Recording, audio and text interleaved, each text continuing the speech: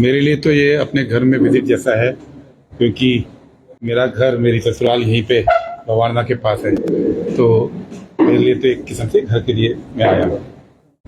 आज जब भी मैं एयरपोर्ट से निकला और यहाँ आ रहा था तो मुझे मोदी जी के होर्डिंग्स दिखे, और होर्डिंग पे लिखा हुआ था उनके वायदे में कि बुलेट ट्रेन का विस्तार करेंगे। और ये एक होर्डिंग मोदी जी का पूरा 10 साल का उनका कार्य का तरीका उसका खुलासा करता है।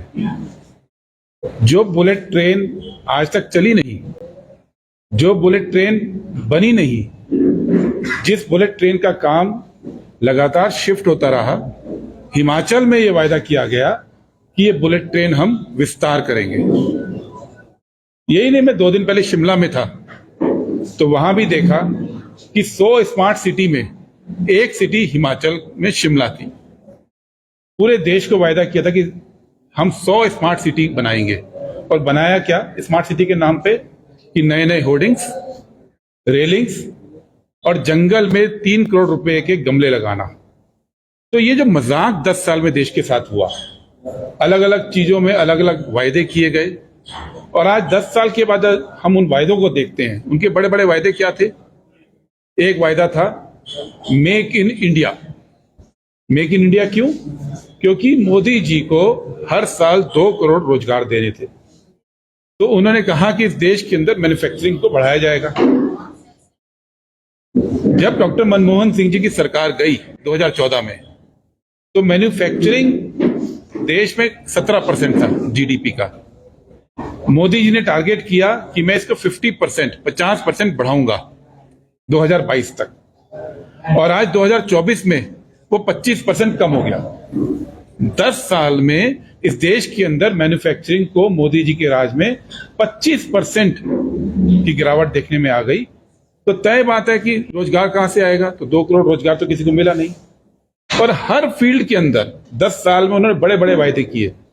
अभी 2 दिन पहले, मैं 3 दिन पहले लखनऊ में था, वहां पे बात हुई गंगा नदी की, रिवर की।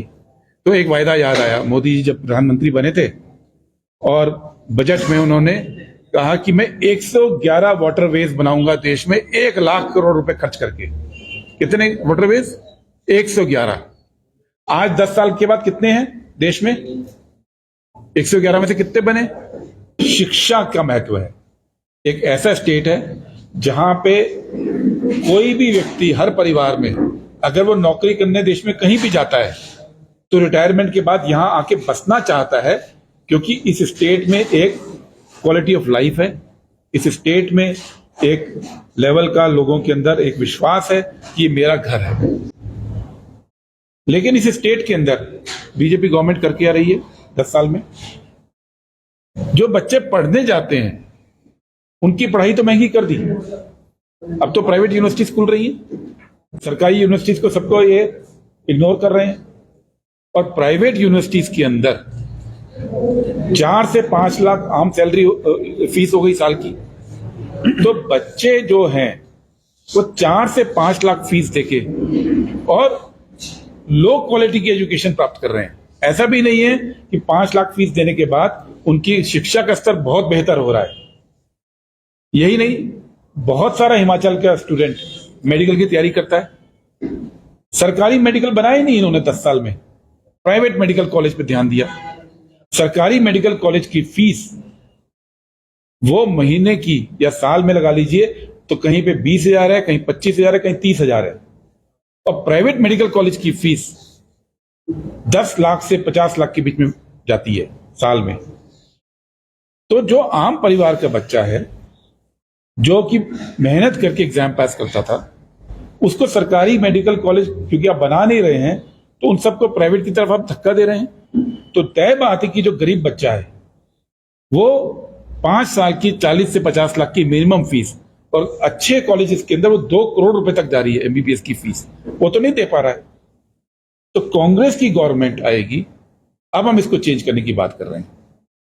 पहला काम, हर ब्लॉक के अंदर एक हाई क्वालिटी का डिग्री कॉलेज शुरू करना है, जैसे देश में पहले कांग्रेस ने किया। पूरे देश में डिग्री कॉलेजेस खुले।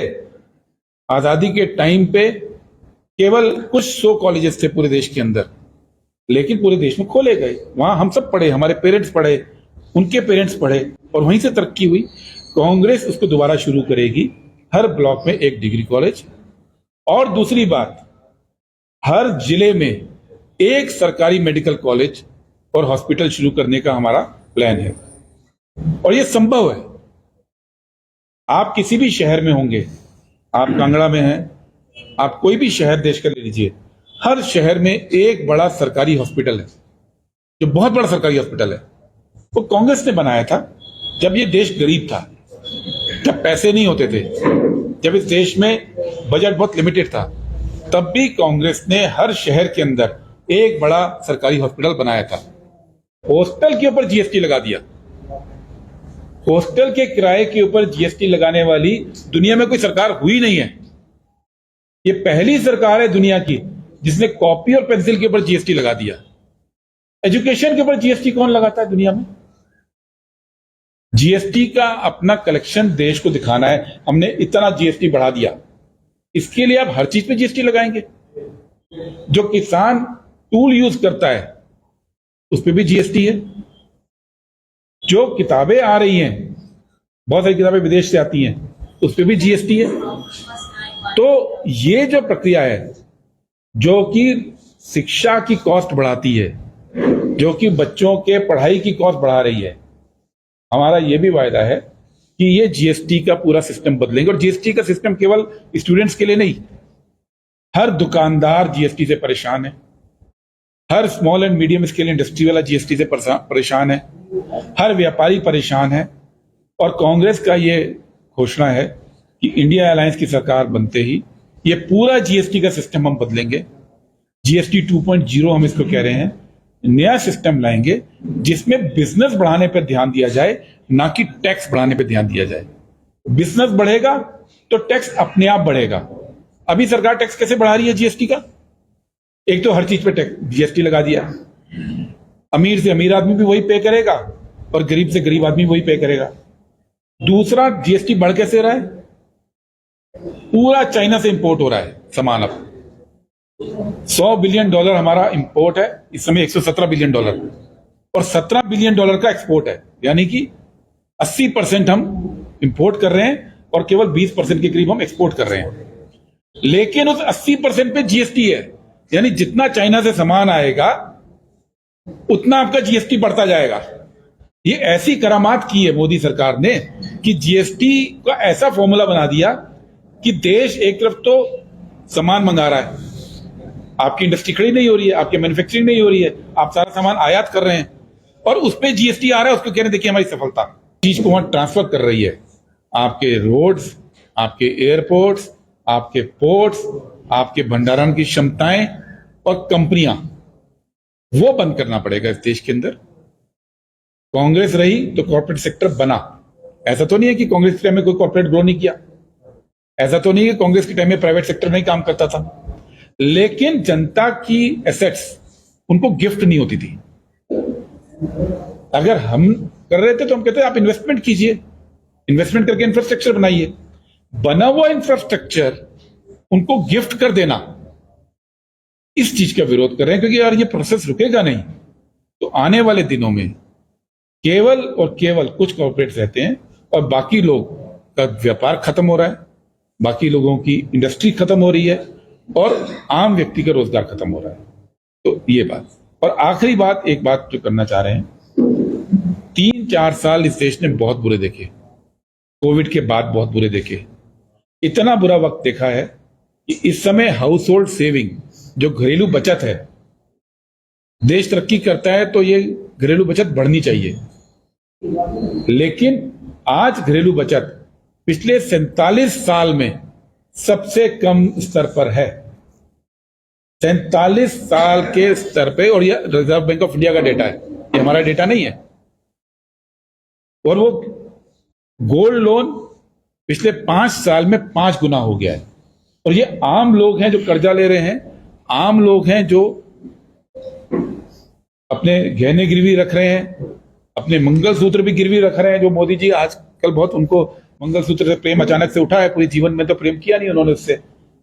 और ये आम लोग हैं। तो कांग्रेस ने, हमने ये बात बोली कि पहला काम, जो गरीब परिवार है, जो इस कर्जे में फंस गए हैं, जिनके पास इलाज के लिए उन्होंने कर्जे लिए, जिनके पास बच्चों के लिए पैसा पूरा नहीं हो रहा है, उनको कांग्रेस पार्टी महालक्ष्मी योजना में उस परिवार की एक महिला को, जो भी सीनियर महिला होगी, 1 लाख रुपए सालाना यानी 8,500 रुपये महीना देगी।